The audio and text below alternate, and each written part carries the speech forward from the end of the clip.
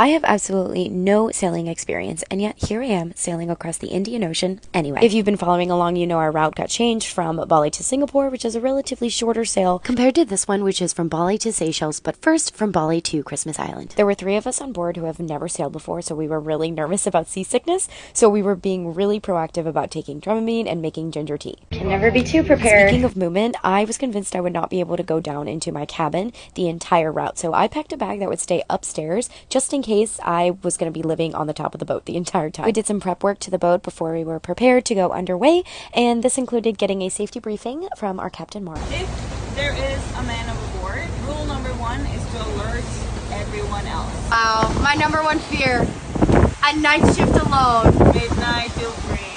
And it's happening on the very first day. Listen here, okay? Before this, we have approximately 2 sails under 6 hours under our belts. So being alone at night and having to make decisions by myself is kind of terrifying. Add that on top of the fact that I had to wave bye to land for the next 5 days, and I tried not to get seasick while making my first meal underway. You will notice over the next couple of days that boat naps absolutely reign supreme. And even though that this is a 5-day sail and this is day 1, I can already tell that this sun deck is going to be my favorite spot to sit and watch Carla and Doc fix stuff on the boat while I sit back and do nothing. Hell of a crew, hell of a day, hell of a start. This is the start of a tradition I can already tell is going to be one of my favorites, but Captain's Cocktails at sunset is just chef's kiss. And while we're talking about chefing it up, did you know that you can use warm seawater to defrost your protein? That's just like a genius little hack that I love about boat life. And another boat hack that I learned this day is that no Akan makes everything better.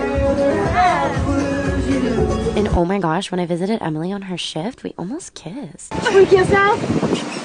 This is what happens when you meet 4 strangers and then you live in close proximity with each other. In less than 2 weeks, you become pretty close. After effectively hitting on the helmswoman, we saw a pretty sunset before we prepared for dinner. And then I promptly went to bed because I had my very first midnight to 3 a.m. shift to conquer all on my own. So I'll see you all on day 2 at 0 100 hours.